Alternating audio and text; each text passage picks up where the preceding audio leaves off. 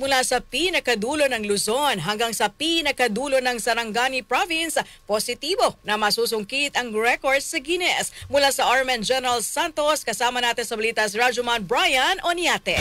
RMN Live Report! Positibo si Mr. Lito de Viterbo na masungkit ang record ng Guinness World Record na pinakaunang tao sa mundo na naglakad lang sa malayong lugar. Ayon kay Lito, na sinimulan niya ang paglalakad noong Pebrero 9 nitong taon sa may Mayraira Point ng Pagudpud, Ilocos Norte at noong Hulyo 6, 2025 narating nito ang pinakadulo ng Sarangani Province na Tinaka Point sa may Barangay Batulaki, Glan, Sarangani Province. Si Lito ay isang environmental advocate na sumusulong para mapangalagaan ang kalikasan at kapaligiran. Maliban sa hangaring makamit ang titulo ng Guinness, advokasya din ito sa mga madaanang mga lugar sa bansa ang pagpalaganap ng kanyang programang Leave No Trace na kung saan itinuturo niya ang kahalagaan ng pag-iingat ng kalikasan. Dagdag pa nito na bago pa man niya sinimulan ang paglalakbay, ipinaalam niya na sa Guinness ang kanyang hangarin para malaman ang mga guidelines nito. Sa pamamagitan ng GPS, malalaman ang kanyang paglalakbay na walang daya at mga dokumentong naglakad ito ng halos 2,300 kilometers